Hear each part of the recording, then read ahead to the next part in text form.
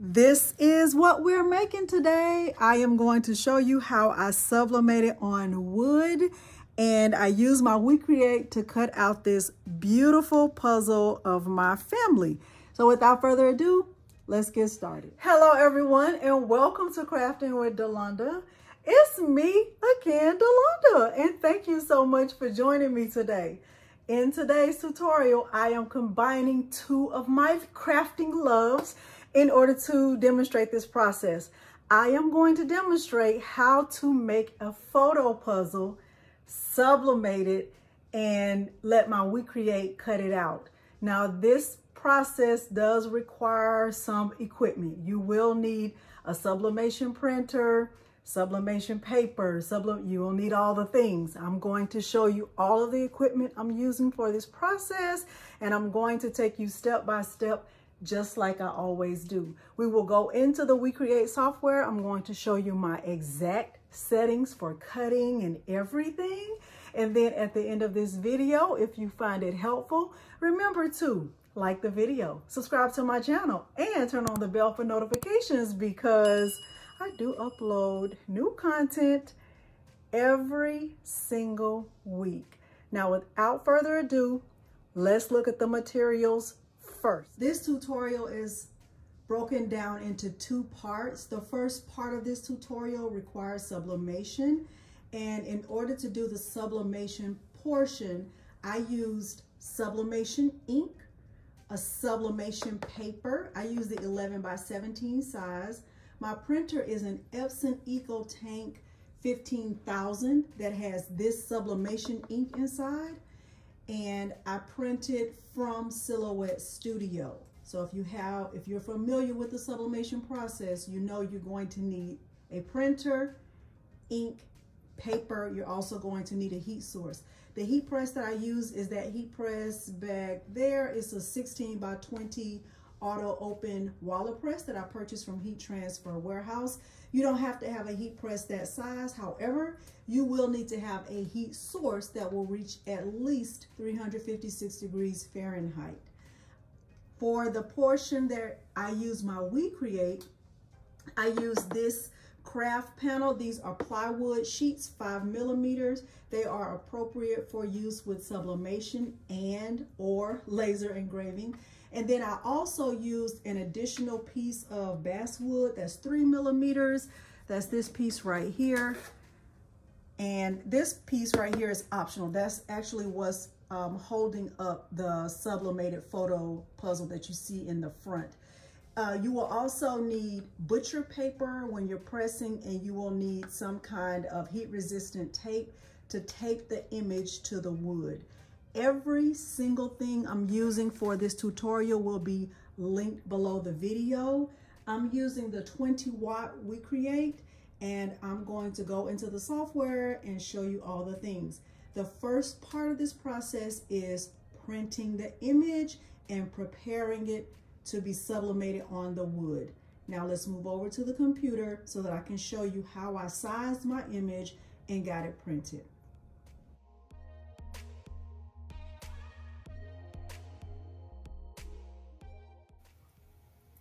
I am in Silhouette Studio, and let me close this out so you can see what it will look like when you first open it up. You can use Silhouette Studio for free, completely free. I'm using the business edition, but there is a free option. The first thing I'm going to do is come over here. All of these icons on the right are panels. I'm coming to the first panel, which is the page setup panel. What I'm going to do is set up my page so that it matches the size of the paper that I'm using for this project. I do not have a Silhouette cutting machine, so right here on machine, mine says none because I don't have one.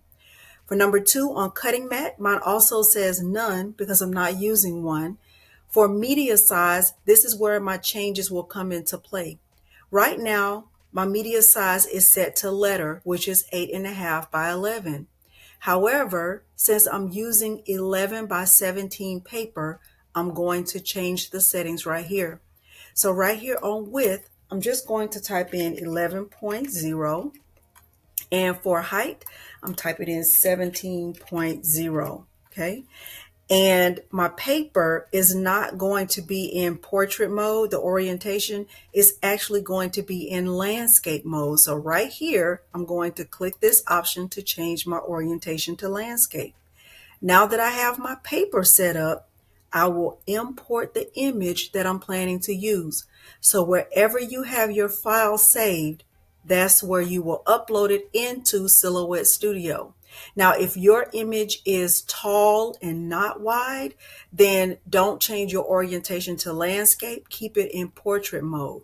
Because my image that I'm using is wide, I'm using the landscape mode. So I'm going to go over here to File and Merge, and I'll find that file that I'm planning to use. It's this one. Now, when my file comes in, it's going to come in very big. I can look at it right here at the top of the panel, and it tells me that the width is 68. Okay, and I have my measurement set to inches, and I don't want my image to be 68 inches. Now, I can kind of just start to work with it and resize it just by grabbing the corners and then just keep moving it up. Or I can go in here in this panel and just change the width and height. But I'm just going to work with it like this and just keep resizing it just so I can see the image at all times and work with it the way I want to. Okay, I think this is pretty good. I want to make this as big as possible. That's one advantage to working with Silhouette Studio, is that you really do have a lot of freedom in sizing your images, and you do get a good view of what the image will look like. Now that I have my image on the paper, I see that none of my image is, hanging off the paper, is constrained to the paper. This looks great. The next thing I'm going to do is click File, and I'm going to click Print, and I'm going to send this to my printer. So even right here, when I click Print, it's not going to print yet because I still have to do some more things. I'm going to choose my Epson EcoTank 15,000, but nothing will happen if I just keep the page here. My printing preferences are actually behind this, so I have to move this screen over to the right or wherever.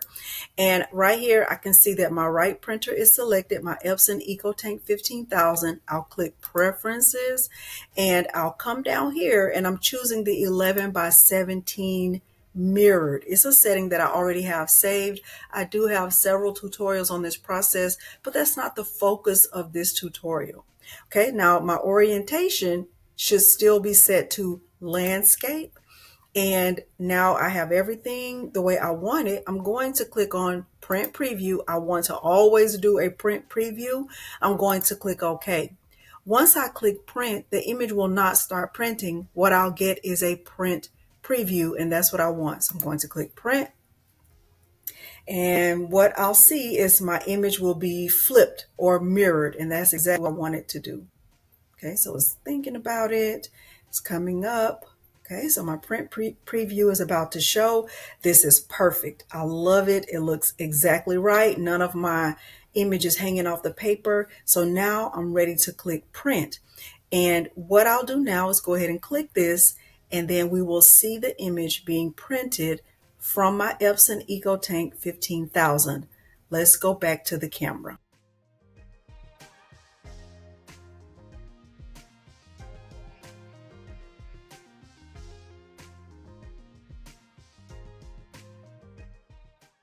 I'm letting my image sit under the heat for a couple of minutes.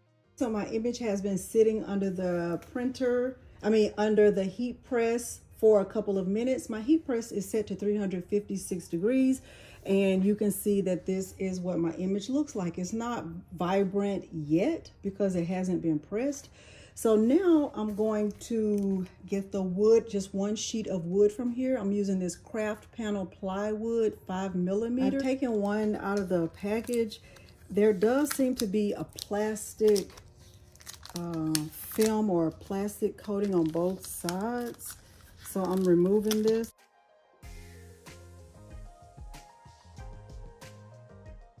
Now that I have the plastic removed, I am going to put the wood on the heat press and do a 5-second pre-press. Now I have butcher paper on the bottom or on the heat plate. I have the wood face up. I have my image face down.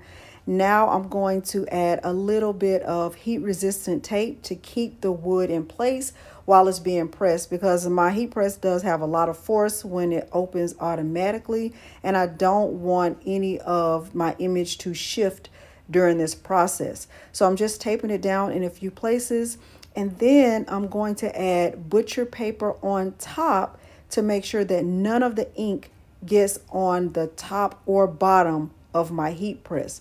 I'm pressing this on 356 degrees Fahrenheit for 60 seconds. Okay, my heat press actually popped open very fast, and I thought it was best if I go ahead and just do a voiceover here because I was very excited and I couldn't control myself when I saw the way this image sublimated. So I started to peel the image back. I can see that I did have a good ink release on the wood. Very excited about that. But I was also wondering if I could have pressed it at a higher temperature, because when I look at the ink release, I still see there's a lot of ink. Well, there's a lot of ink on the side, but even in the middle, I feel like there's still a lot of ink left on the paper, but that's neither here nor there. Now I'm going to place the wood inside the WeCreat so we can move on to the next part of this process. Now I'm just placing the wood inside the WeCreat so it can start the next part of this process.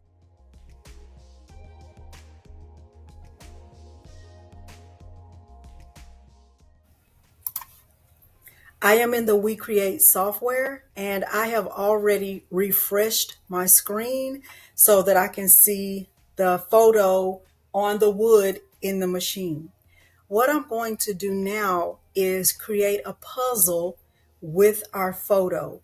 So what I'll do is go over here to Jigsaw Puzzle, and I only want it to be big enough to cut out a portion of the wood. I don't want to cut the whole thing.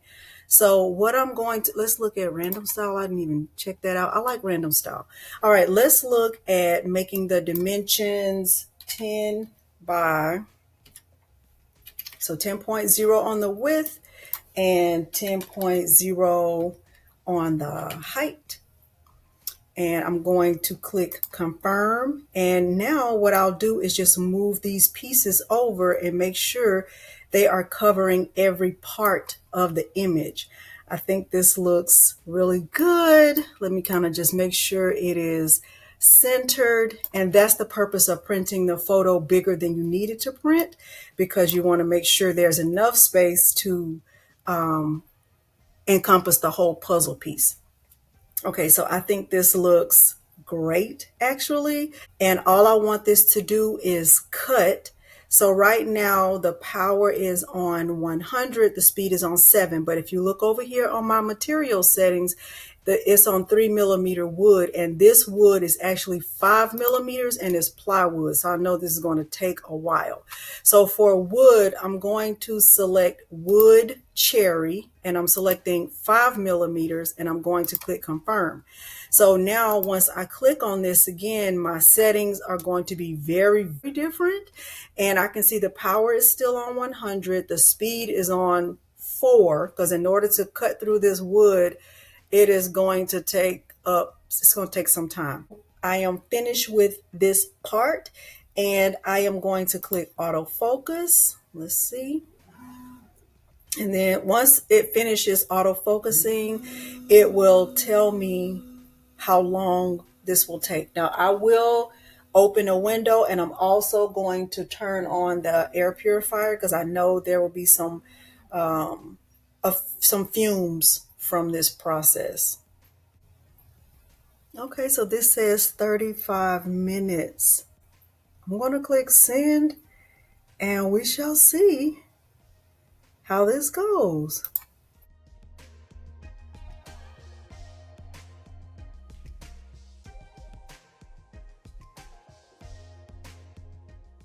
Okay, it's finished processing, so I'm going to take it out and get a look at it. See how it did. Okay, it looks great. It looks great. It cut all the way through the frame. Basically, it cut all the way through the wood. It took about 35 minutes, so that's really good. And what I want to do now is cut another piece of wood, and I'm not going to cut it all the way through. I'm just going to do basically an engraved frame so that when I put the puzzle together, it can stay in the frame.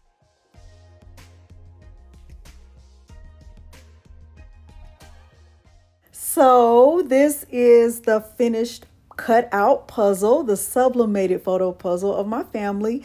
And hopefully you did find this process helpful. If you did, please remember to like the video, subscribe to my channel, and turn on the bell for notifications because I do upload new content every single week. Thank you so much for joining me today, and thanks for watching. Bye.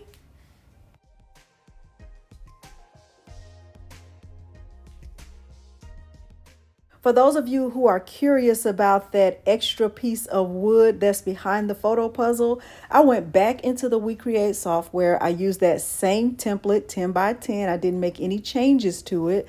And I changed the settings to a power of 100 with a speed of 60. I changed the option to 3mm basswood, and the settings were on line engrave. And I thought it would be a great idea to have as an extra piece when someone is putting the puzzle together, as a place, like basically a placeholder for the puzzle. My husband didn't think it was such a great idea, but I thought it was great. So let me know if you plan to do this when you make your photo puzzle, or if you think, nah, I'll just stick with the puzzle pieces and keep them in a bag. At either rate, thanks so much for joining, and I hope it was helpful. Bye.